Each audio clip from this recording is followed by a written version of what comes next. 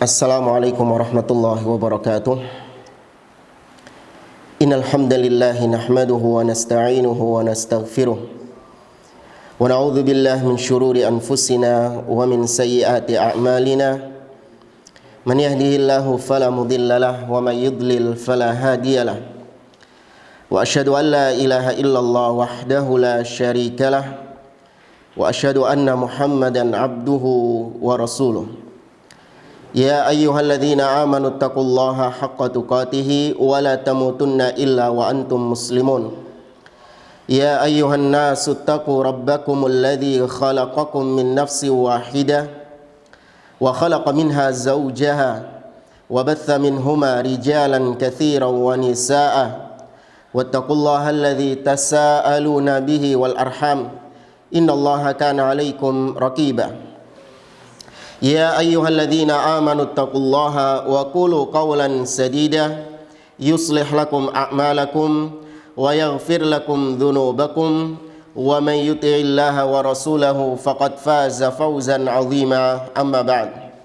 Fa inna asdaqal hadithi kitabullah wa khairal hadi hadi Muhammadin sallallahu alaihi wasallam wa syarral umuri muhdatsatuha wa kullu muhdatsatin bid'ah wa kulla bid'atin dhalalah wa kulla dhalalatin finnar. Kaum muslimin, pemirsa yang dimuliakan Allah Subhanahu wa taala, alhamdulillah di pagi hari ini Allah Azza wa Jalla masih melimpahkan nikmat-nikmatnya kepada kita.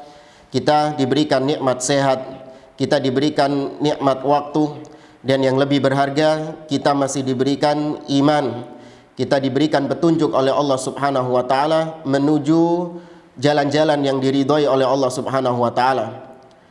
Para pemirsa yang dimuliakan oleh Allah, di pagi hari yang berbahagia ini kembali kita dipertemukan oleh Allah melalui siaran online di channel Surabaya Mengaji dan channel Salaf Ittiba dan channel-channel yang lainnya.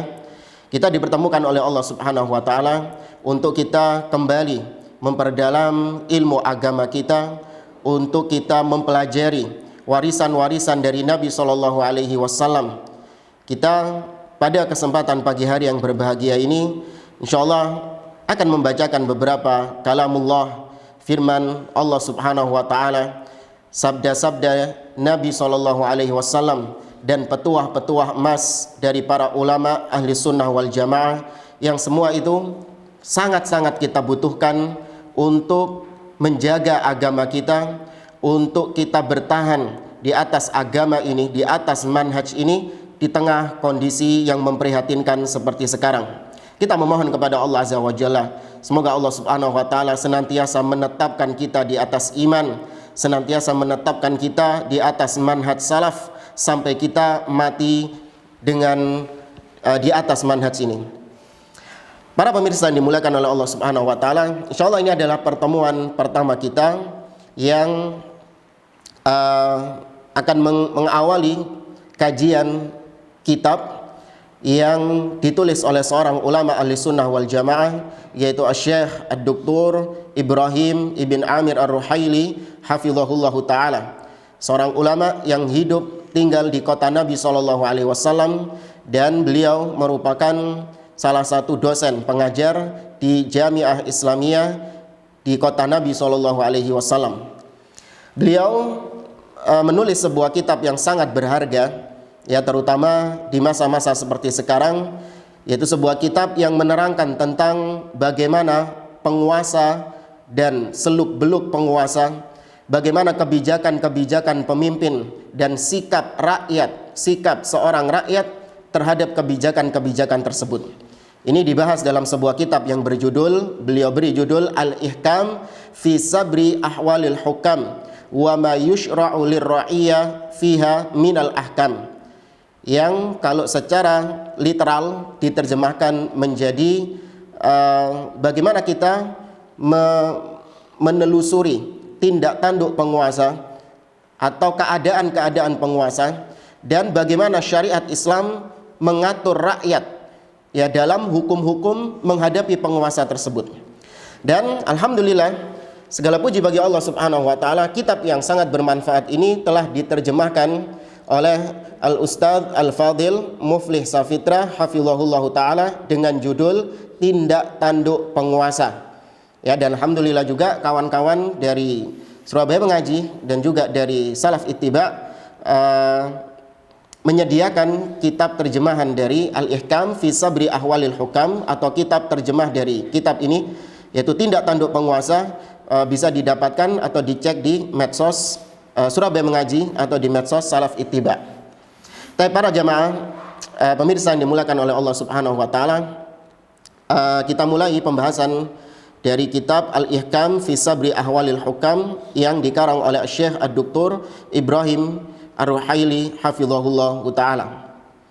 Sebelum kita masuk dalam pembahasan muqaddimah, pendahuluan, perlu kita poinkan beberapa muqaddimah dari saya sendiri, yang ini merupakan lanjutan dari pembahasan kita pada pertemuan sebelumnya dengan judul Tegar di Atas Manhaj Salaf. Kita tahu jamaah yang dimuliakan oleh Allah, agama kita ini, agama Islam adalah agama yang sempurna, agama yang menjelaskan segala kondisi, ya, bagaimana seorang muslim menghadapi situasi dan kondisi yang ada.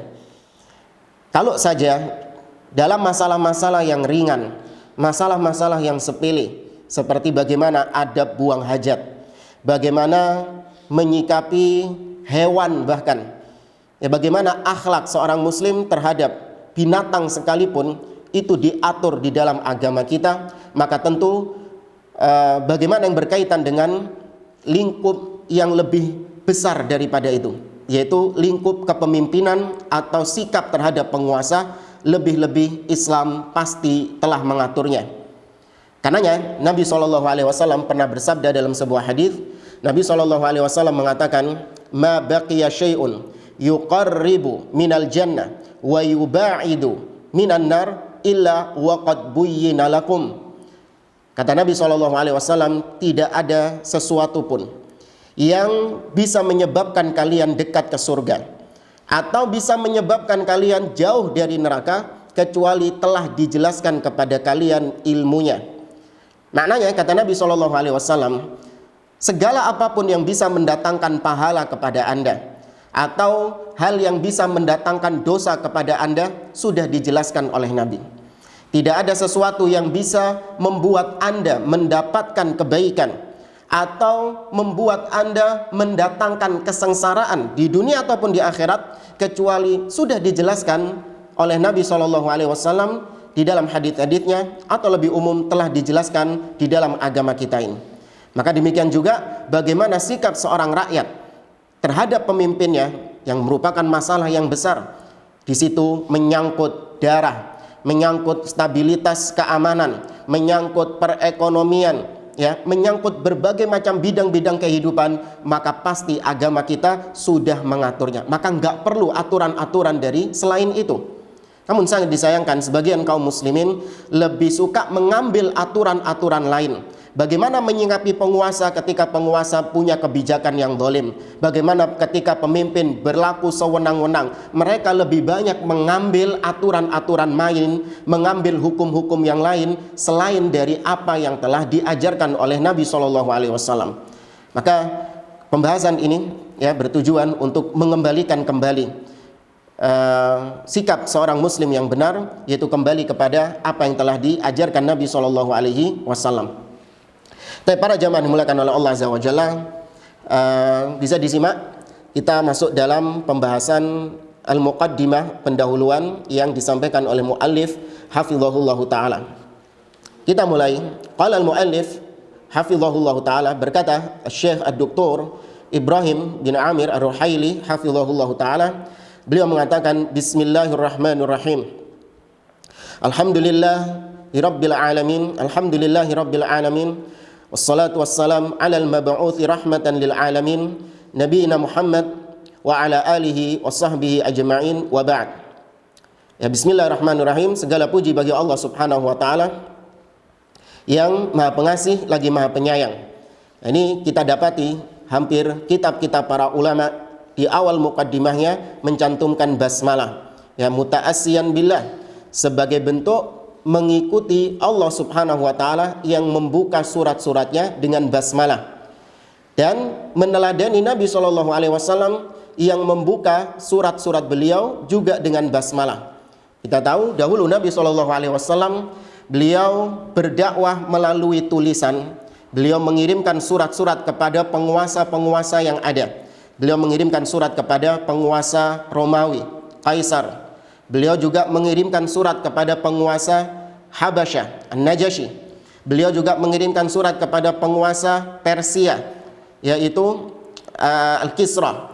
Beliau juga mengirimkan surat kepada penguasa Mesir, Al-Muqawqis, dan penguasa-penguasa yang lain. Nah, di dalam surat tersebut Nabi SAW mengawali suratnya dengan basmalah. Bismillahirrahmanirrahim, min Muhammadin Rasulillah. Ya, Bismillahirrahmanirrahim, dari Muhammad sang utusan Allah. Ya, ila Hiraql azimir Rum, ya, kepada Heraklius, pembesar Romawi. Salamun ala man ittaba'al huda. Semoga keselamatan diberikan kepada orang-orang yang mengikuti petunjuk. Aslim taslam. Masuklah Islam, kau akan selamat, dan seterusnya. Ya, maka dari situ para ulama mengikuti gayanya Nabi SAW dalam menulis surat, yaitu dengan membubuhkan basmalah. Setelah itu, segala puji bagi Allah, Rabb semesta alam. Salawat serta salam semoga tercurahkan kepada Nabi yang diutus sebagai rahmat bagi seluruh alam semesta, yaitu Nabi kita Muhammad SAW. Dan semoga salawat dan salam bersambung kepada keluarga beliau, kepada seluruh sahabat-sahabat beliau. Kemudian wa ba'd, setelahnya beliau mengatakan fa inna mas'alatal khilafati wal imamati min awailil masail allati hasala fiha an-niza'u fi sadril ummah wa nasha'at an su'i fahmiha al-bid'ah fatashayya'a min ajliha syi'ah wa kharajat bisababiha al-khawarij wa tawallada an dhalika ma tawallada min fitanin 'azimah fit takfiri wastibahati dima'il muslimin. Di paragraf yang pertama ini kata beliau, ketahuilah bahwa sesungguhnya permasalahan-permasalahan yang berkaitan dengan kekhalifahan, khilafah, atau berkaitan dengan imamah, ya, maknanya berkaitan dengan kepemimpinan. Masalah-masalah seputar ini termasuk permasalahan-permasalahan yang mendapatkan pertentangan, perselisihan pada umat-umat terdahulu, umat Islam terdahulu. Jadi permasalahan tentang kepemimpinan ini bukan hanya terjadi di zaman kita sekarang, namun itu sudah terjadi pada masa-masa awal Islam, ya, terjadi di masa-masa awal Islam. Kemudian kata beliau, wa nasya'at an su'i fahmiha al bid'ah, di mana permasalahan kepemimpinan ini gara-gara perpecahan yang terjadi, ya, akibat berselisih terhadap kepemimpinan. Gara-gara masalah ini muncul kebid'ahan-kebid'ahan, ya, disebabkan karena buruknya pemahaman orang tersebut terhadap masalah kepemimpinan, maka timbul kebid'ahan. Apa ya kebid'ahan yang terjadi? Kata beliau, fatashayya'a min ajliha asyi'ah. Gara-gara masalah kepemimpinan, nggak paham tentang masalah kepemimpinan, muncul firqah yang namanya Syiah Ar-Rafidah, yang kita kenal sampai sekarang sebagai kelompok orang-orang munafik yang ada di tengah-tengah kaum muslimin, di mana mereka menganggap pendapat orang-orang Syiah ini tentang masalah kepemimpinan, bid'ahnya mereka adalah mereka menganggap pemimpin itu harusnya dari kalangan ahlul bait. Jadi setelah Nabi SAW wafat, harusnya yang menjadi pemimpin pengganti Nabi harus dari ahlul bait, yaitu Ali bin Abi Thalib dan keturunannya. Namun ketika ternyata yang naik menjadi pemimpin adalah Abu Bakar As-Siddiq, bukan Ali bin Abi Thalib, kemudian Umar ibn Khattab, kemudian Utsman bin Affan radhiyallahu anhum ajma'in, maka mereka orang-orang Syiah ini menolak kepemimpinan tiga khalifah tersebut, dan mereka menganggap tiga khalifah ini sebagai perampas kekhalifahan yang seharusnya dipegang oleh Ali bin Abi Thalib dan keturunannya. Ya, terjadi bid'ah dalam agama ini gara-gara gagal paham tentang masalah kepemimpinan. Ini Syiah di satu sisi, mereka muncul gara-gara tidak paham atau buruknya pemahaman mereka terhadap masalah kekhalifahan atau imamah.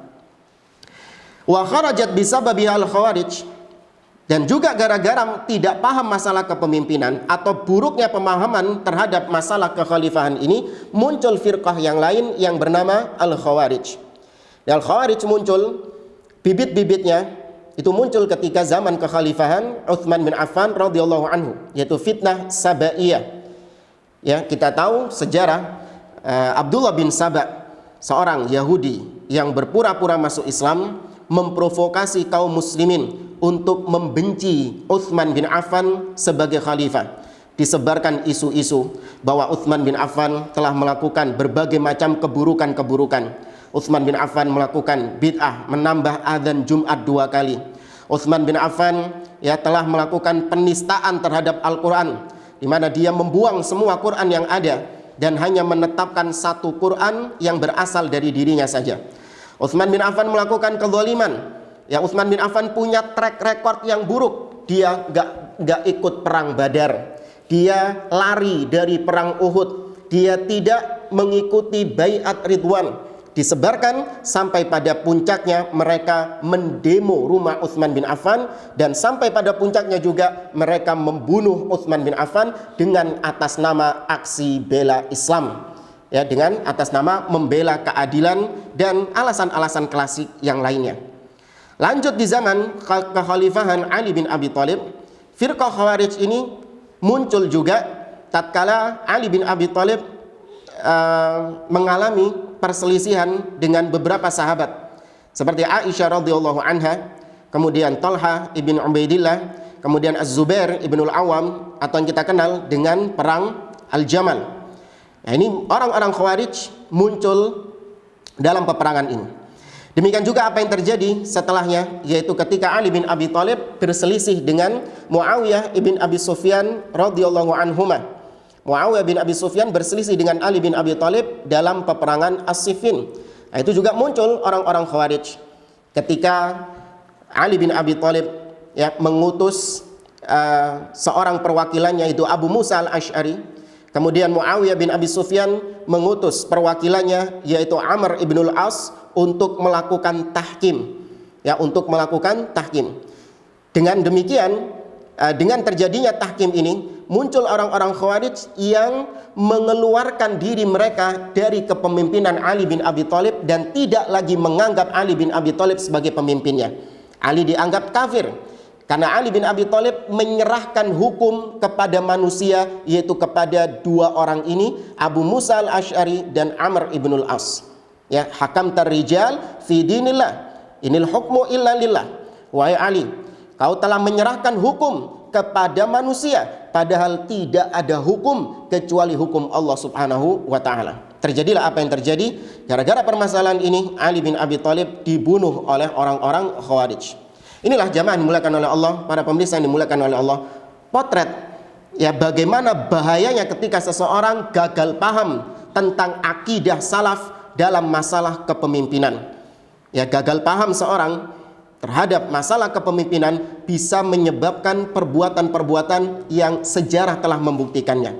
Ini hanya beberapa contoh saja bagaimana sejarah membuktikan hal tersebut, menunjukkan pentingnya kita mempelajari akidah yang satu ini tentang bagaimana sikap seorang muslim menghadapi pemimpinnya.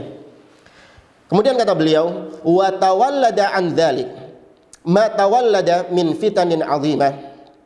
Selain Syiah, selain Khawarij, muncul juga, lahir juga gara-gara pemahaman yang buruk terhadap pemimpin ini, fitnah-fitnah yang besar. Disebutkan misalnya kelompok Murji'ah.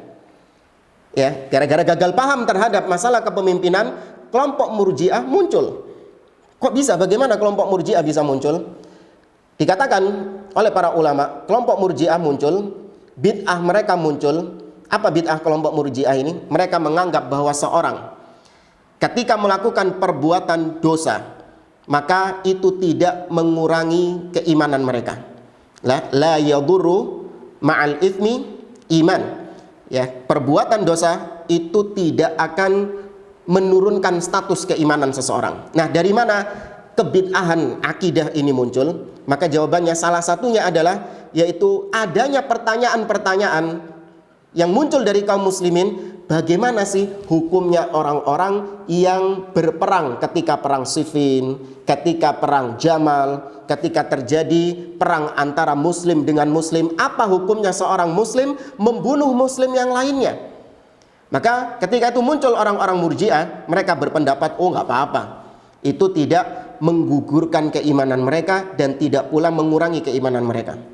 Di satu sisi muncul juga orang-orang Khawarij dengan akidahnya bahwa mereka yang melakukan dosa besar itu akan menyebabkan keimanannya habis alias telah kafir.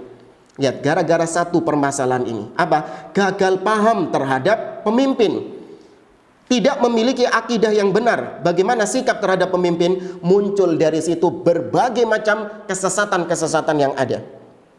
Ya, fit takfir. Kata beliau, muncul fitnah-fitnah yang besar, yaitu masalah mengkafirkan, memvonis kafir orang-orang. Wastibahah dima'il muslimin, sampai pada titik menghalalkan, ya, menghalalkan darah-darah kaum muslimin. Kemudian kata beliau, walidha kana tahriru mu'taqadis salaf fiha mahalla inayatil a'immatil musannifin fi taqriri mu'taqadis salaf bihaitsu la yakadu yakhru kitabun musannafun fi hadzal bab min dzikri mu'taqadis salafi fi hadhil mas'alatil 'azimah. Oleh karenanya, karena pentingnya masalah yang satu ini,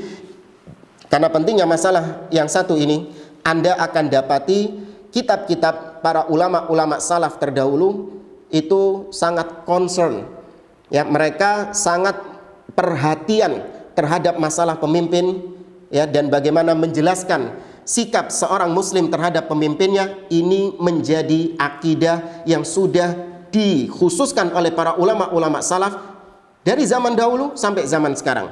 Apa buktinya? Kata beliau, Anda hampir-hampir tidak mendapati kitab akidah-akidah kosong dari pembahasan tentang masalah kepemimpinan. Anda coba bagaimana Anda lihat kitab-kitab akidah dari ulama-ulama sejak zaman dahulu. Anda lihat bagaimana usul sunnah milik Imam Ahmad, ya, bagaimana kitab Syarhus Sunnah lil Barbahari, dan kitab-kitab akidah yang lain tidak akan Anda dapati kecuali di situ ada pembahasan tentang masalah pemimpin. Tapi jamaah dimulakan oleh Allah Subhanahu wa taala, saya tambahkan beberapa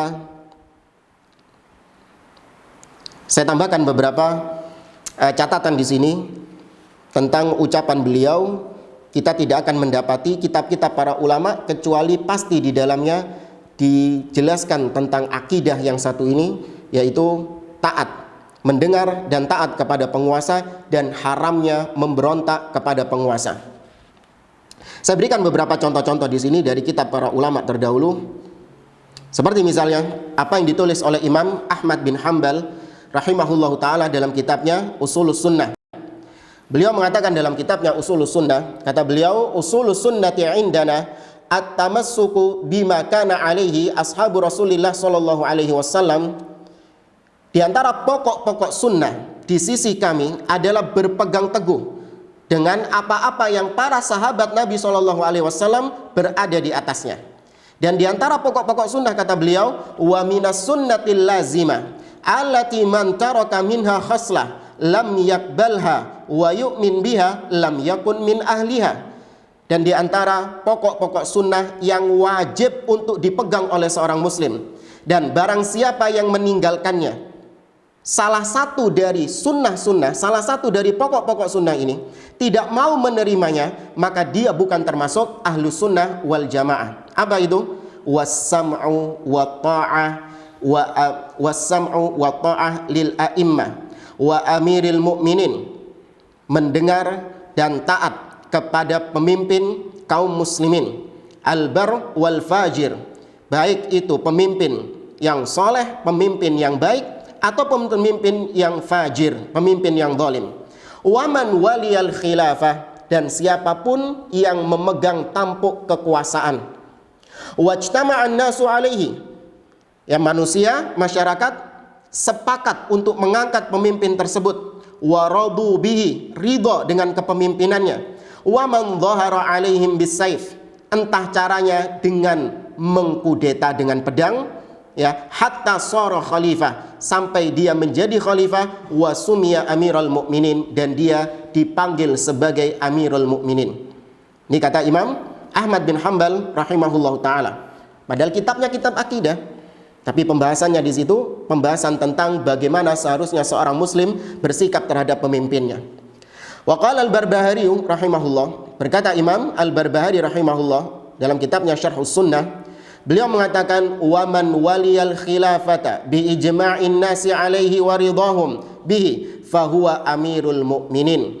Dan barang siapa yang sampai pada puncak kepemimpinan dengan kesepakatan manusia dan dengan keridhaan mereka terhadap pemimpin tersebut, maka dia itulah pemimpin kaum mukminin. La yahillu li ahadin ayyabita lailatan wa la yara anna alaihi imaman barran kana aw fajiran. Tidak halal bagi seseorang dia tidur di malam hari dalam keadaan dia tidak mengakui pemimpin yang ada sekarang sebagai pemimpinnya, baik itu pemimpin yang buruk ataupun pemimpin yang baik. Ini contoh saja bagaimana para ulama-ulama salaf terdahulu senantiasa membubuhkan permasalahan yang satu ini dalam kitab-kitab akidah mereka. Kemudian kata muallif, kembali lagi ke kitab Al-Ihkam, di paragraf berikutnya beliau mengatakan, wa qad kuntu nabbahtu at-talaba athna'a tadrisi li babil khilafah wal imamah fi kulliyati da'wah wa usuluddin fi hududi sana 1418 ala dhawabita wa masaila fi ahkami muamalatil hakim mustaqatan minal adillah wa ma qarrarahu al-a'imma fi hadzal bab wa qad dawantu mulakhasaha fi kurrasin ladayya wa la rubbama dzakartu jumlatan minha ba'da dzalika fi ba'di ad-durusi wal muhadarati fayubdi ba'du talabah istifadatahum minha bihamdillah. Kata beliau, dan aku dahulu ya sudah berusaha untuk menanamkan akidah bagaimana menyikapi pemimpin itu di tengah-tengah aku mengajar. Jadi beliau profesinya seorang dosen di Universitas Islam Madinah. Beliau senantiasa di tengah-tengah pembelajarannya menanamkan kepada murid-muridnya tentang bab yang satu ini. Ya, beliau mengajar di Fakultas Dakwah dan Usuluddin pada tahun sejak tahun 1418. Ya, sekitar tahun 1418. Ya, beliau mengajarkan hal ini.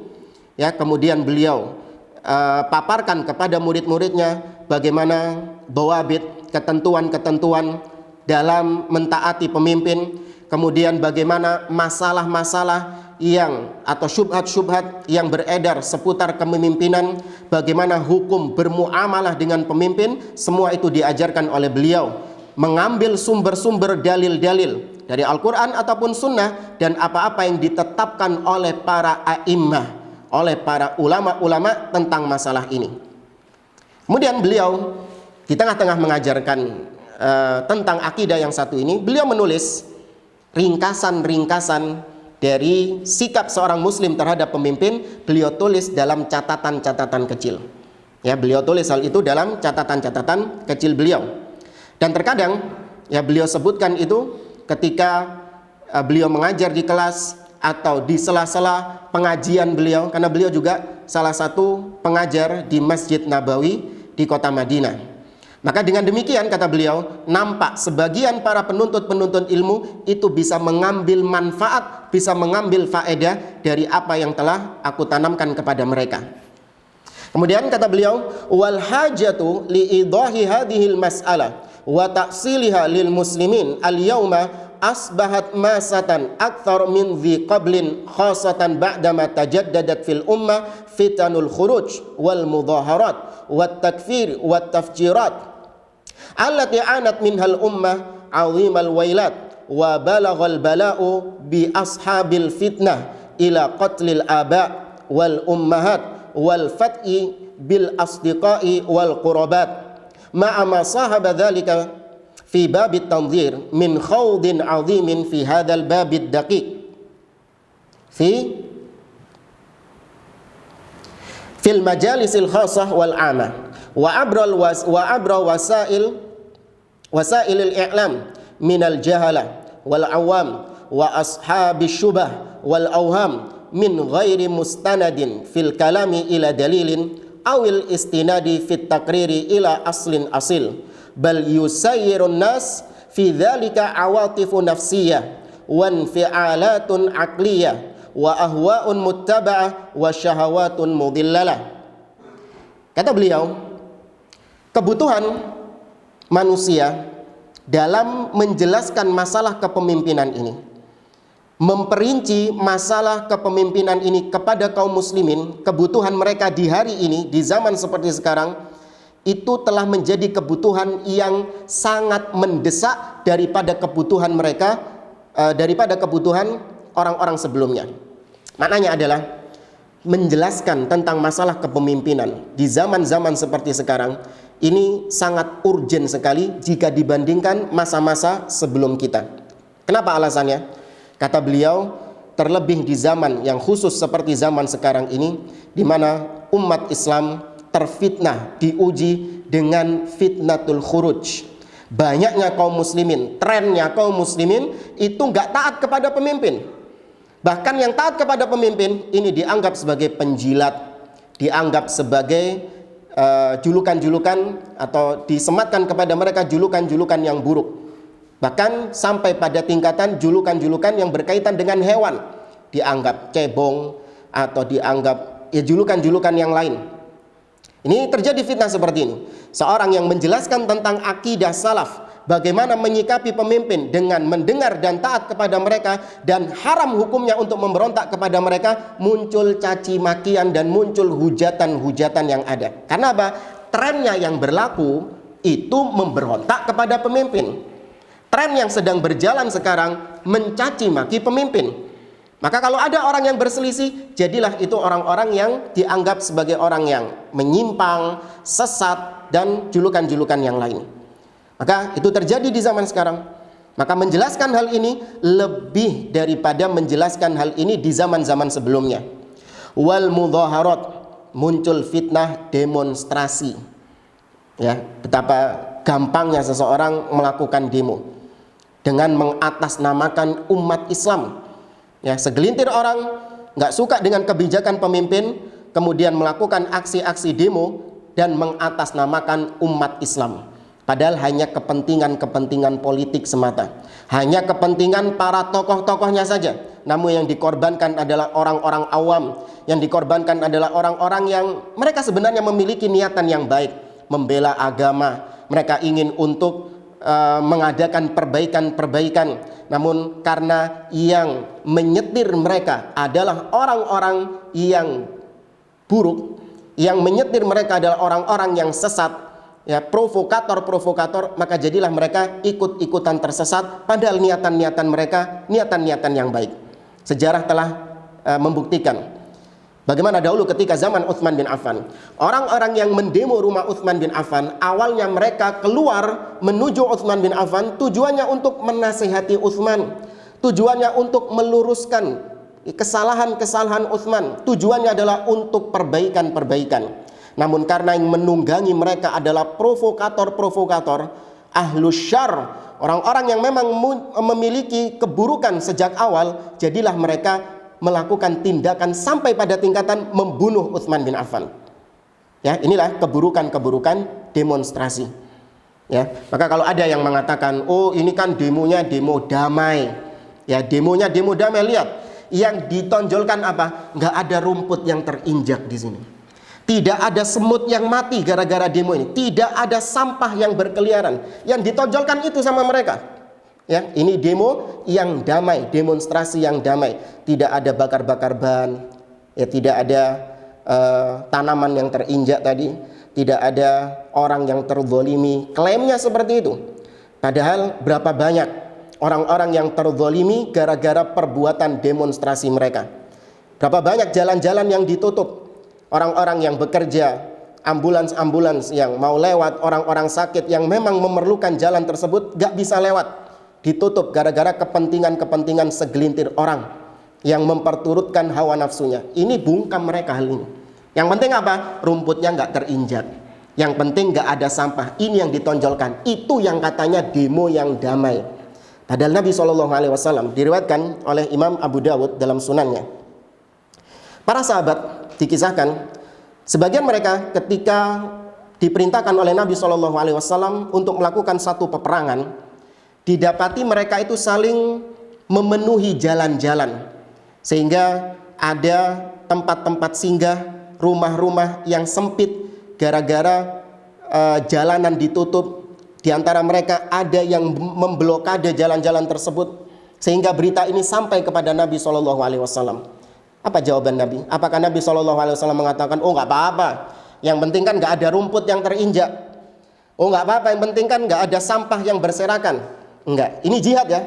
Ini jihad yang syar'i, yang langsung diperintahkan oleh Nabi SAW. Namun ketika mereka memblokade jalan, membuat jalanan-jalanan menjadi sempit, Nabi SAW mengatakan, man dayyaqa manzilan wa qata'a tariqan fala jihadalahu. Barang siapa yang mempersempit tempat-tempat singgah, barang siapa yang memblokade jalan-jalan, maka tidak ada jihad bagi mereka. Ingat, ini jihad yang syar'i, jihad yang diperintahkan Nabi SAW. Namun tetap Nabi mengatakan fala jihadalahu, tidak ada jihad bagi mereka. Bagaimana dengan jihad yang tidak syar'i seperti demo? Ya, jihad-jihad yang bid'ah dengan dibungkus istilah jihad konstitusional. Ini penamaan-penamaan yang sebagaimana iblis ketika menipu Adam alaihissalam dikatakan ini syajaratil khuld wa mulkin la yabla. Ini adalah pohon keabadian. Ini trik-trik iblis, yaitu talbis, membuat sesuatu yang buruk menjadi sesuatu yang indah. Aksi bela Islam, ya, atau mudhaharah silmiyah, ya, demo damai, atau ada yang lebih konyol di antara sebagian orang yang mengatasnamakan sebagai salafi mengatakan ini mudhaharah salafiyah. Ini adalah demo salafiyah. Ya, ada sebagian orang yang semacam itu. Tapi jamaah dimulakan oleh Allah Subhanahu wa taala, ini diantara dampak orang-orang yang jahil terhadap akidah yang satu ini, sikap terhadap pemimpin. Wat takfir wat tafjirat. Kebutuhan kita, kebutuhan manusia kaum muslimin di zaman sekarang terhadap pemahaman yang satu ini itu sangatlah penting, dikarenakan muncul ya vonis-vonis pengkafiran secara serampangan. Terlebih pengkafiran terhadap penguasa. Ya, penguasa dianggap kafir. Gara-gara apa? Baca Al-Fatihahnya nggak becus. Pemimpin dianggap kafir. Kenapa? Karena banyak memasukkan imigran-imigran Cina ke dalam negeri. Pemimpin dianggap kafir gara-gara melakukan hal-hal yang sebenarnya itu bukan merupakan pengkafiran, bukan merupakan perbuatan kufur. Namun karena memang mereka sejak awal niatnya adalah untuk melakukan kerusakan-kerusakan yang ada, mereka berusaha untuk memvonis kafir penguasa dengan cara apapun. Wat tafjirat, yang ujung-ujungnya apa? Adanya tindakan-tindakan yang anarkis, adanya tindakan-tindakan yang radikal, sampai pada tingkatan ya melakukan peledakan-peledakan. Ini munculnya gara-gara nggak paham tentang akidah, bagaimana menyikapi pemimpin yang ada. Yang gara-gara itu semuanya, yang kena getahnya bukan mereka saja. Yang kena getahnya adalah kaum muslimin. Mereka mendapatkan ya berbagai macam bala, ya berbagai macam kesusahan-kesusahan gara-gara fitnah yang terjadi, nggak paham tentang masalah pemimpin. Ya, stabilitas keamanan yang ada, negeri yang aslinya damai, kita bisa sholat 5 waktu, kita bisa mengadakan ta'lim, kita bisa bekerja, negeri yang aslinya damai. Gara-gara segelintir orang yang gak sabar dengan kezaliman kepada pemimpin, berubahlah stabilitas keamanan negeri itu, sehingga gak aman lagi negeri itu untuk ditinggali. Di sini disebutkan fitnah yang terjadi gara-gara masalah ini, ila qatlil aba wal ummahat, terjadinya sampai pada membunuh ayah atau membunuh ibu, membunuh orang tua sendiri. Mungkin wallahu a'lam maksud beliau adalah fenomena yang terjadi di Suriah. Ya, fenomena yang terjadi di Suriah, munculnya kelompok Khawarij di zaman sekarang, yaitu ISIS. Ya, ini representasi Khawarij di zaman sekarang, ISIS, atau yang satu spesies sama mereka. Ya, ada kasus-kasus di mana seorang anak tega membunuh orang tuanya gara-gara orang tuanya tidak mau membaiat khalifah jadi-jadian mereka. Ya, yaitu Abu Bakar Al-Baghdadi Al-Kalbi yang dianggap sebagai khalifah. Gara-gara nggak mau membaiatnya, maka dibunuh. Wal fataki bil asdiqa wal qurabat, terputusnya pertemanan atau kekerabatan gara-gara tidak mau membaiat pemimpin mereka. Ma'ama sahaba dzalika fi babit tanzir min khawdin azim fi hadzal babid daqiq fil majalisil khassati wal 'amah. Yang lebih parah lagi juga, sudah fitnahnya menyebar kemana-mana. Yang ikut berbicara tentang masalah pemimpin ini adalah orang-orang yang gak kompeten di bidangnya. Mereka membicarakan tentang bagaimana sikap terhadap pemimpin ini di majelis-majelis yang khusus atau di majelis-majelis yang umum, abra wasailil i'lam, melalui medsos-medsos yang ada. Ya, bahas tentang bagaimana sikap kita terhadap kebijakan pemimpin, bahasnya di medsos. Atau yang membahas adalah orang-orang yang jahil, kata beliau, minal jahala wal awam. Yang bahas adalah orang-orang yang bodoh, orang-orang yang awam, gak paham tentang agama, tidak pernah mengenyam pendidikan agama, gak paham tentang dalil. Tapi kalau sudah membahas tentang masalah kepemimpinan, semua ikut nimbrung. Bahkan pernah kita dapati di warung-warung pinggir jalan, lagi asik ngobrol, kita dipanggil. Ada kisah, kita pernah lewat di satu warung kopi itu. Ada beberapa jamaah sedang kumpul di situ. Kita dipanggil, Ustaz, Afwan bisa ke sini sebentar. Ini kita mau nanya ini. Kenapa? Ini enggak gini. Ini kan pemimpin ini sekarang lagi begini. Ini sikap kita nih seharusnya kan begini. Kan bener gini. Subhanallah. Ente punya kapasitas apa berbicara tentang masalah-masalah pemimpin? Pendidikan agama enggak? Tahu tentang politik enggak? Kalaupun Anda membicarakan tentang hal tersebut, hasilnya apa? Ya, apakah hasil dari diskusi Anda mengkritik kebijakan pemimpin akan melahirkan solusi-solusi yang tepat bagi pemimpin? Enggak. Yang ada ujung-ujungnya apa? Mengkritik, mencaci maki, membuli pemimpin itu tanpa ada solusi sama sekali. Ya, ini fenomena nyata terjadi. Demikian juga yang ikut berbicara tentang masalah pemimpin ini adalah para ahli-ahli syubuhat, ya, dai-dai politik yang dalam semua kesempatan isi ceramahnya adalah mencaci maki, membuli pemimpin. Bahkan pernah kita hadir di satu pernikahan itu. Jadi nggak cuman khutbah Jumat, nggak cuman ceramah, ya, nggak cuman kajian di masjid, sampai pada ketika khutbah nikah, ada seorang dai yang kalau katakan dai politik, ya, dai harokah, sampai pada khutbah nikah isinya adalah mencaci maki pemimpin di situ. Bahkan yang lebih konyol lagi, ketika menasehati kaum muslimin di pekuburan. Ya, ketika jenazah dikuburkan, biasanya seorang akan memberikan mau'idhah, memberikan nasihat-nasihat yang berkaitan dengan kematian, berkaitan dengan tazkiyatun nufus.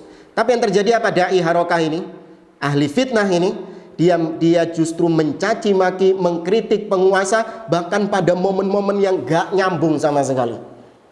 Ya, ini bahayanya.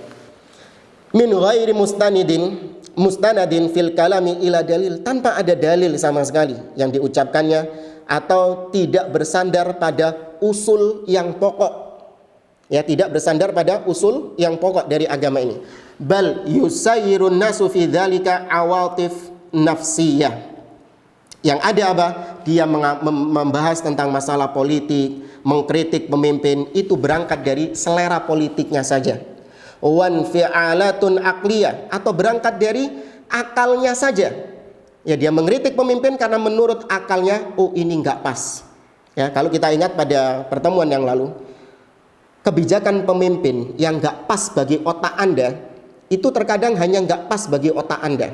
Tapi kalau Anda mendatangi pemimpin tersebut, kemudian Anda tanyakan kenapa kebijakannya kok seperti ini, setelah dijelaskan, otak Anda baru sedeng, aslinya miring gini. Ketika dijelaskan, baru otak Anda menjadi sedeng. Apa dalilnya? Umar ibn Khattab radhiyallahu anhu, ketika Abu Bakar As-Siddiq menjadi khalifah, Abu Bakar As-Siddiq punya kebijakan, dia memerangi siapapun yang tidak mau menunaikan zakat. Jadi di zaman beliau ada muncul orang-orang yang gak mau memberikan zakat, karena menurut mereka zakat itu hanya diberikan kepada Nabi SAW. Maka ketika Nabi SAW wafat, maka tidak ada lagi kewajiban zakat atas mereka, dan Abu Bakar tidak diberikan atau tidak dibayarkan zakat kepada Abu Bakar As-Siddiq. Abu Bakar bersumpah, Abu Bakar mengancam mereka, kalau nggak mau bayar zakat, aku akan perangi mereka. Umar ibn Khattab mendengar kebijakan ini nggak pas. Dia menganggap kebijakan Abu Bakar ini salah. Apa yang dilakukan oleh Umar? Apakah beliau mengumpulkan massa, kemudian mendemo Abu Bakar As-Siddiq, atau mengumpulkan massa, kemudian melengsarkan Abu Bakar As-Siddiq, atau mengkritik Abu Bakar di majelis-majelisnya? Umar setiap kali ketemu orang bahasnya Abu Bakar, setiap kali ketemu orang bahasnya Abu Bakar. Apakah seperti itu? Enggak. Umar ibn Khattab mengamalkan sabda Nabi SAW, man arada ayyan sahalidhi sultanin fala yubdi lahu alaniyah. Barang siapa yang punya nasihat bagi pemimpin, jangan ditampakkan di depan umum. Walakin liyakhud biyadi, tapi hendaklah dia gandeng tangannya, wa yakhluwa bihi, dan berdua-duaan dengannya. Ini dipraktekkan oleh Umar ibn Khattab. Umar datang kepada Abu Bakar. Ya, Umar mengatakan, wahai Abu Bakar, tidakkah kau mendengar Nabi SAW bersabda, umirtu an uqatilan nas hatta yashhadu an la ilaha illallah, fa in syahidu asamu minni dima'ahum wa amwalahum wa hisab illa bihaqqiha wa hisabuhum 'ala Allah. Tidakkah kau mendengar Nabi itu diperintahkan untuk memerangi manusia hanya gara-gara nggak mau syahadat, bukan nggak mau bayar zakat. Kau memerangi manusia gara-gara nggak mau bayar zakat. Nabi itu dulu merangi manusia gara-gara nggak mau syahadat. Nabi mengatakan, aku diperintahkan untuk memerangi manusia sampai mereka bersyahadat la ilaha illallah. Apabila mereka bersyahadat, haram darahnya untuk ditumpahkan, haram hartanya untuk dirampas, kecuali kalau ada haknya. Nanti hitung-hitungannya di sisi Allah Subhanahu wa Ta'ala. Apa jawaban Abu Bakar? Urusan zakat ini termasuk di antara hak yang harus ditunaikan. Jadi kalau tidak membayar zakat, maka gugur penjagaan terhadap harta dan penjagaan terhadap darahnya. Kemudian Abu Bakar radhiyallahu taala anhu mengatakan, wallahi la uqatilanna man faraqa bainas salati waz zakah. Demi Allah, aku akan tetap memerangi orang-orang yang memisahkan antara sholat, kewajiban sholat dengan kewajiban zakat. Sudah dijelaskan sama Abu Bakar. Apa jawaban Umar? Umar ibn Khattab mengatakan, wallahi, demi Allah, Umar ibn Khattab bersumpah, laqad syarahallahu sadrahu, demi Allah, tidaklah aku melihat Abu Bakar ini dadanya dilapangkan oleh Allah Subhanahu wa Ta'ala dalam masalah ini. Ya, wa ra'aitu annahu haqqan, dan aku sekarang memandang bahwa kebijakan Abu Bakar ini adalah kebijakan yang benar. Ini kalau orang punya fikih, kalau orang punya pemahaman yang benar terhadap masalah kepemimpinan, dia akan melakukan seperti apa yang dilakukan oleh Umar. Tapi beda dengan orang-orang jahil yang diulamakan. Sekarang kan banyak seperti itu. Orang-orang bodoh, nggak paham tentang masalah agama, nggak punya pemahaman terhadap masalah agama, diulamakan. Ya, diulamakan sampai pada dia mengkritik, mencaci maki penguasa. Setiap kali mendengar penguasa mengeluarkan kebijakan-kebijakan yang nggak sesuai dengan akalnya, nggak sesuai dengan hawa nafsunya, langsung dibombardir dengan bulian-bulian yang masif. Ya, ini contoh dai-dai yang patut Anda tinggalkan. Ini salah satu cirinya. Karena ini usul. Ketika Anda lihat dai ini mencaci maki pemimpin, mencaci maki penguasa, baik secara terang-terangan atau secara sindiran-sindiran. Ya, disindir-sindir misalnya pemimpin yang ada meloroti umat Islam, terbukti ngibul. Seperti ini, Anda tinggalkan majelisnya, Anda tinggalkan orangnya, tidak diambil ilmu darinya. Karena ini merupakan usul yang pokok yang membedakan ahlu sunnah dengan ahlil bid'ah. Ya. Kemudian lanjut kata beliau, wa ahwaun muttaba'un wa syahawatun mudhillalah. Semuanya didorong dari mengikuti hawa nafsu atau mengikuti syahwat-syahwat mereka yang menyesatkan. Kemudian singkatnya kata beliau, kurang berapa menit ini?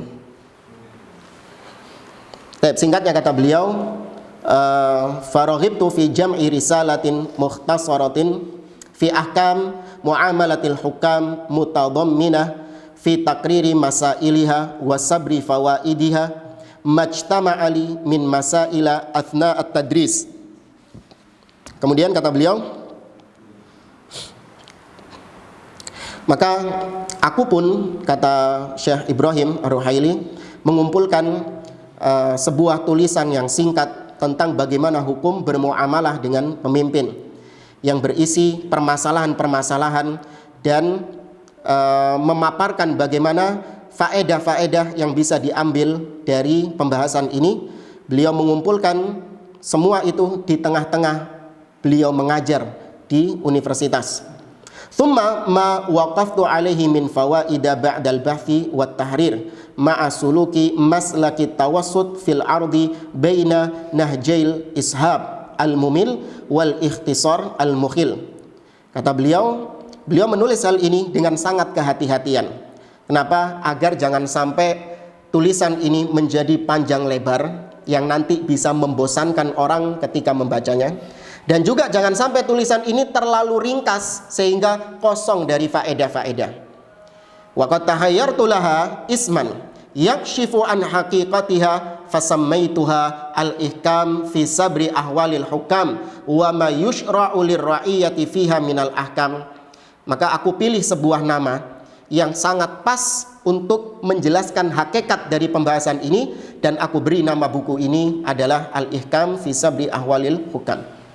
Wallahul mas'ul ay yaj'alaha khalisatan liwajhihil karim ayyan fa'a bihal muslimin wa ayataqabbalaha bifadlihi wa karamihi kama yassara satraha bitaufiqihi wa minnatihi.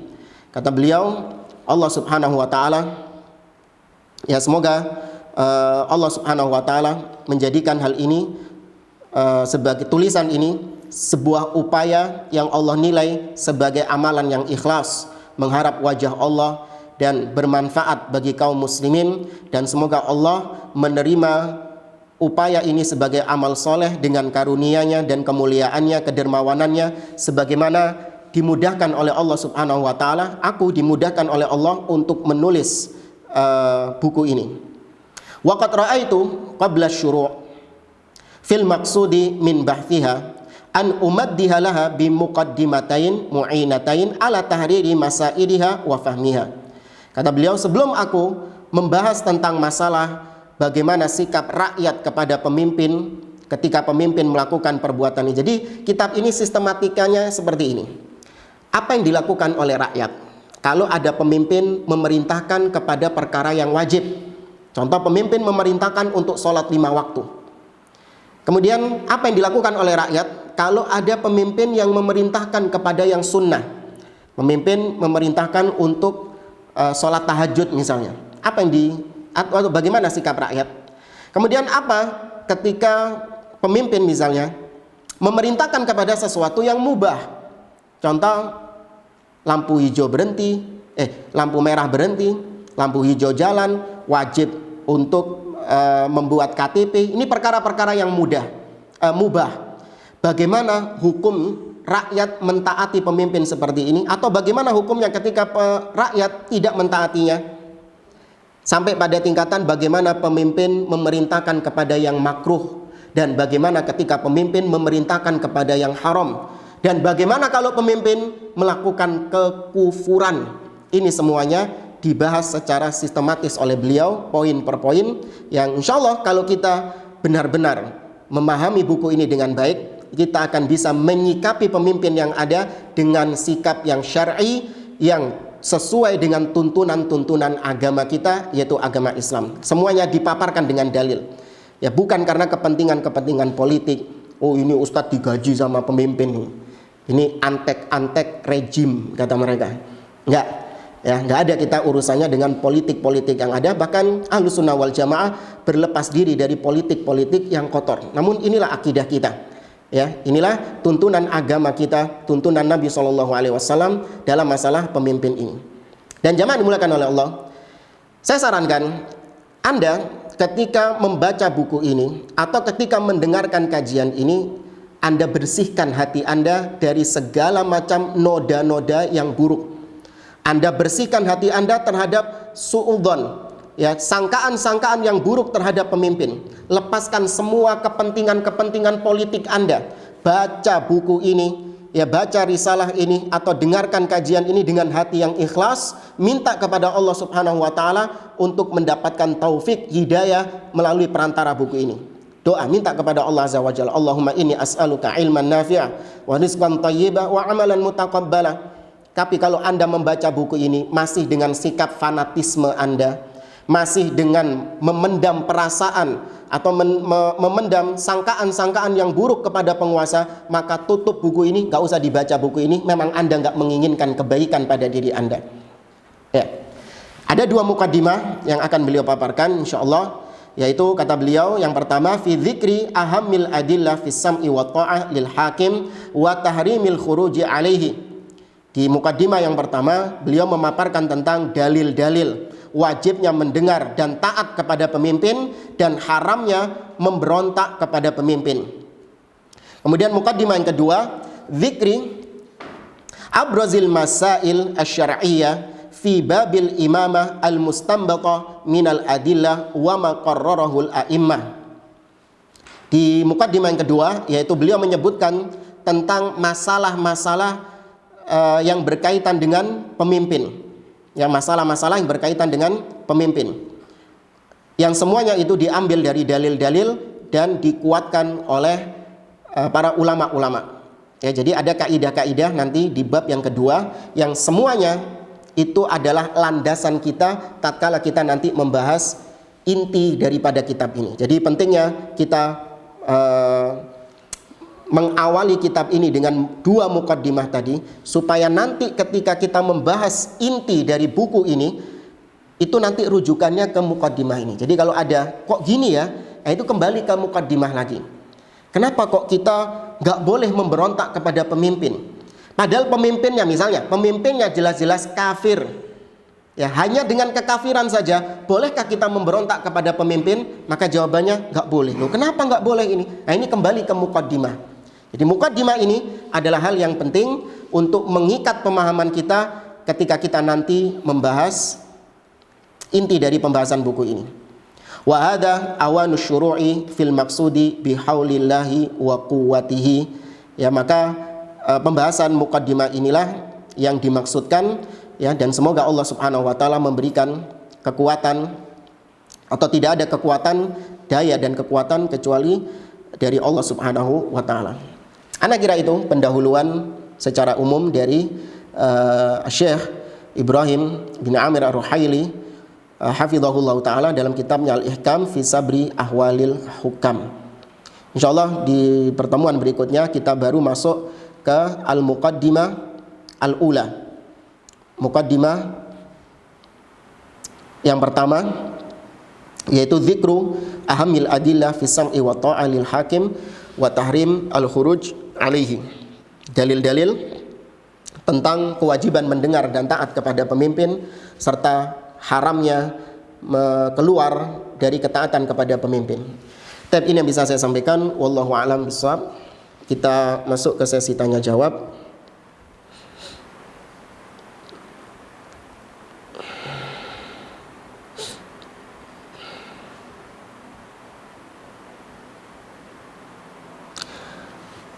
Kita baca beberapa pertanyaan yang masuk. Assalamualaikum Ustaz. Waalaikumsalam warahmatullahi. Bagaimana cara menjawab syubhat Islam membolehkan menentang pemimpin secara terang-terangan?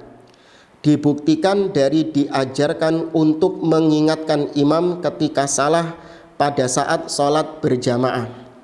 Ya, ini ada syubhat yang dilontarkan oleh sebagian orang yang masih kekeh mengatakan boleh mengkritik secara terang-terangan, yaitu ketika imam salah ketika membaca sholat itu ditegur langsung.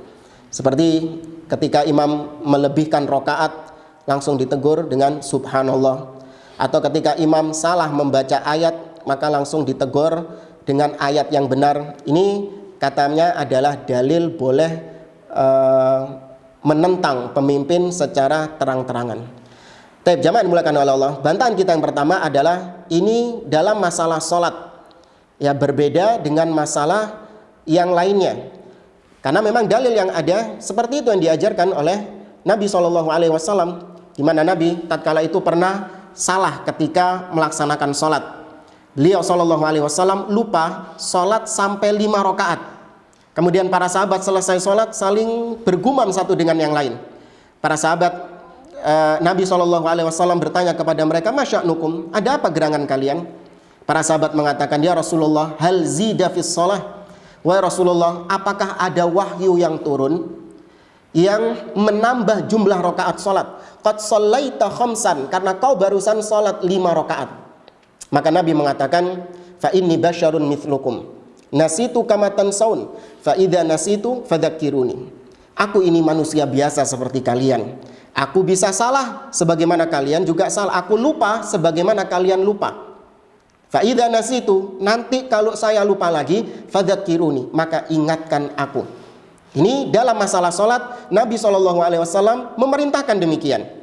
Tapi ketika dalam masalah kepemimpinan, Nabi SAW mengharamkan untuk mengkritik pemimpin secara terang-terangan. Tadi hadisnya, kata Nabi SAW, man arada ayyansaha lidhi sultanin fala yubdilahu alaniyah. Barang siapa yang punya kritikan kepada pemimpin gak boleh secara terang-terangan. Lihat, apakah Nabi, maknanya Nabi pelin-pelan? Gimana sih Nabi ini? Katanya suruh mengkritik, tapi ternyata gak boleh mengkritik. Bukan pelin-pelan, inti yang gak paham tentang masalahnya. Ya, lihat bagaimana Nabi ketika dikritik sama bapaknya Khawarij ketika itu, yaitu Dzul Khuwaisirah At-Tamimi. Nabi ketika bagi-bagikan ghanimah, Nabi SAW dianggap nggak adil karena Nabi membagikan ghanimah kepada orang-orang yang baru masuk Islam, sedangkan yang sudah masuk Islam itu tidak diberikan ghanimah oleh Nabi SAW. Datanglah Dzul Khuwaisirah mengkritik Nabi SAW di depan umum. Apa kata Dzul Khuwaisirah? I'dil ya Muhammad, wahai Muhammad, berbuat adillah engkau. Ya, berbuat adillah engkau. Nabi SAW marah seraya mengatakan, waihak faman ya'dil illam a'dil, celaka kau. Terus ya apa yang adil kalau saya saja kau anggap gak adil? Nah, lihat, Nabi SAW ketika dalam masalah sholat membolehkan untuk mengkritik, tapi ketika dalam masalah selain itu Nabi SAW justru marah ketika beliau dikritik. Apakah maknanya Nabi pelin-pelan? Kemudian dari sikap para salaf terdahulu, diriwayatkan suatu ketika seorang khalifah yang bernama Ibnu Amir pernah berkhutbah di satu mimbar. Ya, pernah berkhutbah di satu mimbar. Kebetulan khalifah ini ketika berkhutbah mengenakan pakaian yang tipis. Ya, mengenakan pakaian yang tipis, dan dimaklumi di zaman terdahulu pakaian yang tipis itu adalah pakaian yang dikenakan oleh orang-orang yang fasik. Orang-orang yang fasik. Tatkala Abu Amir berkhutbah, tiba-tiba ada seorang yang bernama Abu Bilal. Ibnu Amir ketika berkhutbah, sang khalifah ini, tiba-tiba seorang bernama Abu Bilal mengkritik pemimpin di depan umum. Dikatakan kepada pemimpin tersebut, unzuru ila amirina yalbasu thiyabal fusaq. Kaum muslimin, coba lihat pemimpin kita ini, dia sedang mengenakan pakaian orang-orang yang fasik. Langsung secara terang-terangan ketika itu. Maka apa kata seorang sahabat yang bernama Abu Bakrah radhiyallahu anhu? Abu Bakrah yang hadir ketika itu, apakah mengatakan, oh iya benar kamu, wah kamu ini adalah orang yang top, kau ini adalah Umar bin Khattab generasi berikutnya, kau itu seperti Umar bin Khattab, tegas, kencang? Enggak. Abu Bakrah mengatakan, uskut, diam engkau. Fa inni sami'tu Rasulullah sallallahu alaihi wasallam yaqul, karena aku pernah mendengar Nabi sallallahu alaihi wasallam mengatakan, man ahana sultanallah ahanahullah. Barang siapa yang merendahkan pemimpin yang telah Allah jadikan di atas muka bumi ini, maka Allah akan merendahkan dia, Allah akan menghinakan dia. Dan alangkah banyaknya orang-orang seperti ini, ma'asyiral muslimin. Masih kurang cukupkah Anda, dai-dai yang lisannya senantiasa mencela pemimpin, sekarang dihinakan oleh Allah Subhanahu wa taala? Masihkah bukti-bukti yang ada itu masih belum menguatkan Anda terhadap akidah yang satu ini? Mau perlu bukti berapa lagi? Ya, maka kalau Anda mendengar orang-orang yang mencaci maki pemimpin, mencaci maki penguasa seperti ini, jangan Anda anggap ini orang yang hebat, ini orang yang berani menyuarakan kebenaran. Enggak, ini orang yang sesat. Ya, ini akidah kita. Katakan seperti itu, ini orang yang sesat, enggak benar, enggak layak untuk diikuti. Ya. Maka enggak benar ya kalau ada orang yang menjadikan ini sebagai dalil tentang bolehnya mengkritik pemimpin di depan umum. Wallahu a'lam. Bagaimana tanggapan Ustadz tentang orang-orang yang mengaku mencintai Ummul Mukminin Aisyah radhiyallahu anha malah membuatkan lagu? Bukankah musik sendiri itu haram? Ya, orang-orang semacam ini sebenarnya bukan baru pertama kali ini muncul. Sudah banyak orang-orang sebelumnya yang melakukan tindakan-tindakan bahkan yang lebih parah. Ada yang bukan hanya Aisyah radhiyallahu anha, ibunda kita, yang dijadikan sebagai lirik-lirik lagu, bahkan Allah Subhanahu wa taala, Nabi sallallahu alaihi wasallam. Maka sikap kita, jangan kita hanya fokus pada liriknya saja. Ya, kebanyakan orang nggak terima, marah ketika muncul lagu yang menggambarkan tentang Aisyah radhiyallahu anha. Kenapa? Hanya cuma sekedar liriknya. Kita mengatakan meskipun liriknya bagus, atau bahkan mungkin nggak ada lirik, meskipun nggak ada liriknya sama sekali, tetap itu hal yang haram. Karena musik itu adalah sesuatu yang haram di dalam Islam. Sebaik apapun liriknya, seindah apapun liriknya, musik tetap haram di dalam Islam, bukan sarana dakwah. Nabi SAW mengatakan dalam Sahih Bukhari, Nabi mengatakan la yakunanna aqwamun min ummati yastahilluna al-hira wal harira wal harirah wal ma'azif wal khamra wal ma'azif. Akan ada kelak di antara umatku di akhir zaman yang mereka menghalalkan sutra, menghalalkan khamar, dan menghalalkan musik. Ya, Nabi SAW menggabungkan item-item itu dengan musik, menunjukkan tentang keharaman musik. Dan tidak ada dalam sejarah Islam ya para salaf terdahulu berdakwah dengan musik. Ya, padahal mereka adalah orang-orang yang giat dalam berdakwah, namun tidak didapati mereka menjadikan musik sebagai dakwah. Dan lucunya, jamaah dimulakan oleh Allah Subhanahu wa taala, dulu ketika kita menyampaikan tentang haramnya musik, meskipun itu musik religi, banyak caci makian, bully, dan lain sebagainya didapatkan oleh orang-orang yang menjelaskan tentang haramnya musik. Ketika muncul orang yang membuat lagu tentang ibunda kita Aisyah radhiyallahu taala anha, mereka baru rame-rame mengkritik musik ini.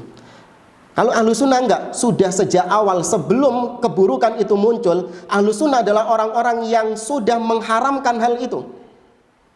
Tapi kalau orang-orang apa? Ketika fitnah itu muncul, baru mereka rame-rame mengharamkannya. Kita enggak. Ya, inilah kalau kita mengikuti pemahaman yang benar, maka kita bisa mengambil sikap dari perkara-perkara jauh sebelum munculnya fitnah itu. Nah, bismillah Ustadz, apakah ketua kelas juga ulil amri? Apakah kita harus tetap taat kepada ketua kelas? Ya, kalau dikatakan ulil amri yang nanti kita bahas, enggak. Maksudnya kita lebih membahas kepada seorang yang memiliki kekuasaan dalam satu negeri. Kalau di negeri kita itu presiden, yaitu Bapak Joko Widodo hafizahullah ta'ala. Ya, tapi kalau taat kepada pemimpin secara umum, maka ketua kelas atau pemimpin perusahaan atau Pak RT atau mungkin pemimpin rumah tangga itu juga masuk di dalamnya. Tapi yang kita bahas ini bukan cuma ketua kelas ya. Jadi nanti nggak apa-apa itu maksudnya Ustadz ketua kelas itu. Tapi kalau sama presiden nggak apa-apa dicaci maki, enggak. Bismillah Ustadz, bagaimana cara menasihati teman yang suka mencaci maki pemerintah di media sosial? Suruh lihat kajian kita. Ya, selesai. Ya, tugas Anda cuma menasihatinya, nggak perlu Anda bersusah payah harus merubah, karena nggak ada perintah dari Allah Subhanahu wa taala kita harus merubah orang, nggak ada. Yang ada kita diperintahkan melakukan proses. Ya, hidayah di tangan Allah Subhanahu wa taala, nggak perlu kita menghabiskan waktu untuk orang tersebut. Nah, ini masalah riba ini. Jangan tanya saya masalah riba. Apa saja syarat-syarat pemerintah yang bisa dianggap sebagai ulil amri? Nah, ini nanti pembahasan di pertemuan berikutnya ya. Ini buat siapa ini? Muhammad Fatur Rahman. Syarat-syarat pemerintah yang bisa dianggap sebagai ulil amri. Kalau secara umum nanti ada pembahasan rincinya. Pemerintah yang dianggap sebagai ulil amri adalah seorang pemimpin yang muslim syaratnya. Tidak dianggap ulil amri orang yang kafir. Ya, tidak dianggap sebagai ulil amri orang yang kafir. Kemudian dia mendapatkan kepemimpinan tersebut baik dengan cara yang syar'i ataupun dengan cara yang tidak syar'i. Cara yang syar'i adalah dengan cara dia dibaiat oleh kaum muslimin. Cara yang kedua adalah dengan dia mendapatkan tampuk kepemimpinan dengan istikhlaf, yaitu ditunjuk oleh pemimpin sebelumnya. Dan cara yang ketiga adalah dengan dia mengkudetanya. Ya, ini cara yang nggak syar'i. Kalau dua yang tadi cara yang syar'i, adapun yang ketiga itu cara yang tidak syar'i. Tapi ketiga-tiganya kalau terjadi dan dia diakui oleh kaum muslimin, maka dia itulah pemimpin kaum muslimin. Ya, dia itulah yang disebut sebagai ulil amri. Nanti ada rinciannya ya. Jadi sabar. Ada lagi ini. Ini ada dua lagi. Oke. Ustadz, bagaimana kiat-kiat kita agar bisa menahan diri dari agar tidak mengkritik pemimpin? Kiat-kiat, beberapa kiat-kiat agar kita tidak gampang-gampang mengkritik pemimpin. Bukan nggak boleh yang mengkritik pemimpin ini ya. Agar tidak mengkritik pemimpin, boleh mengkritik pemimpin, cuman caranya yang benar. Maksudnya agar kita tidak mencaci maki pemimpin ya. Maka yang pertama adalah landasi ketaatan Anda kepada pemimpin itu untuk beribadah kepada Allah Azza wa Jalla. Karena nanti dari dalil-dalil yang kita paparkan semua menunjukkan bahwa ketaatan kita kepada pemimpin bukan dalam rangka kita ini cari muka di hadapan pemimpin atau kita mengharapkan dunia dari taat dan patuh kepada pemimpin itu, enggak. Cuman semata-mata karena perintah Allah Subhanahu wa taala, karena anjuran dari Nabi, dan kita sebagai hamba Allah, budak Allah, kalau ada perintah, budak yang baik itu adalah as-sam'u wa ta'ah, sami'na wa ata'na. Allah memerintahkan kita untuk taat kepada pemimpin, ya ayyuhalladzina amanu atii'ullah wa atii'ur rasul wa ulil amri minkum. Taat kepada Allah, taat kepada Nabi dan pemimpin-pemimpin di antara kalian, maka landasi ketaatan Anda dalam rangka beribadah kepada Allah Subhanahu wa taala. Sebagaimana Anda taat kepada orang tua. Ya, apakah taat Anda kepada orang tua itu karena Anda ingin supaya Anda mendapatkan sesuatu dari orang tua? Enggak. Anda taat kepada orang tua karena memang perintah agama seperti itu. Apapun, bagaimanapun keadaan orang tua, agama melarang kita untuk durhaka kepada orang tua. Wa in jahadaka ala an tusyrika bi ma laysa laka bihi ilmun fala tuti'huma wa sahibhuma fid dunya ma'rufa. Dalam surah Luqman.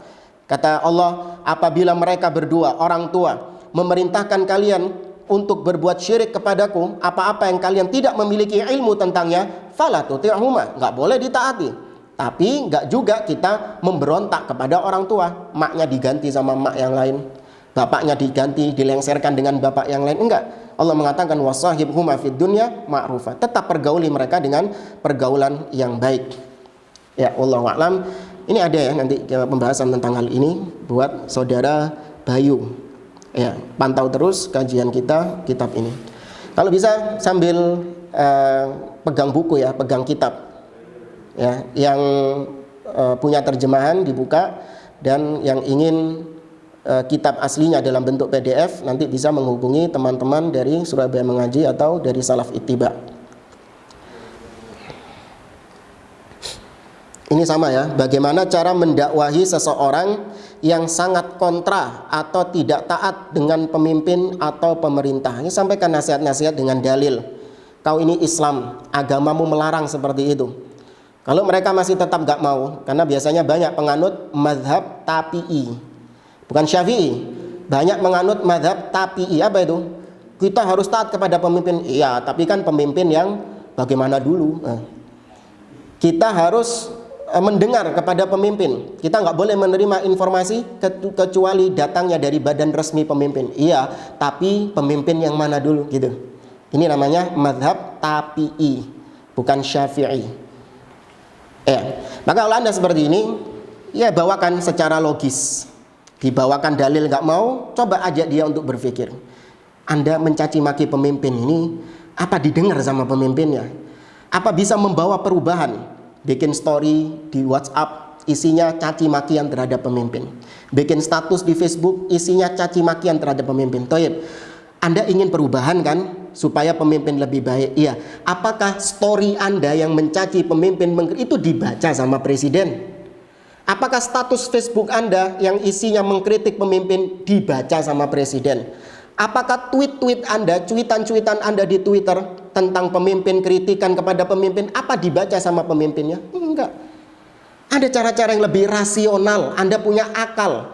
Dan di kepala bukan di dengkul. Anda punya akal. Bagaimana sih caranya supaya pemimpin mendengar nasihat kita? Sesuai dengan cara-cara yang tentunya tidak keluar dari batasan-batasan syar'i. Maka sampaikan secara sembunyi-sembunyi, kirim surat kepada pemimpin, ya, atau bikin konsep yang baik, ya, sampaikan kepada orang-orang yang dekat dengan pemimpin, diterima atau enggak, hidayah di tangan Allah Azza wa Jalla. Anda sudah mendapatkan pahala dari menasihati pemimpin. Kalau Anda ikhlas karena Allah, Anda sudah mendapatkan pahala. Jadi pahala itu didapatkan bukan ketika pemimpin itu melaksanakan nasihat Anda, tidak. Anda menasehati dengan cara yang benar, menginginkan kebaikan, belum diterima surat itu kepada Anda, bahkan kalaupun surat Anda itu disobek-sobek sama pemimpin, Anda tetap dapat pahala dari Allah Azza wa Jalla. Nggak usah khawatir dengan hal itu.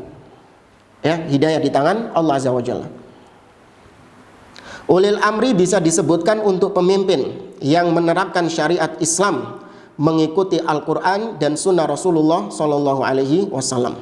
Ya, ini syubhat juga diantara syubhatnya Khawarij, bahwa pemimpin yang wajib untuk kita taati, wajib untuk kita hormati adalah pemimpin yang menerapkan undang-undang syariat, bukan pemimpin yang menerapkan undang-undang kufur.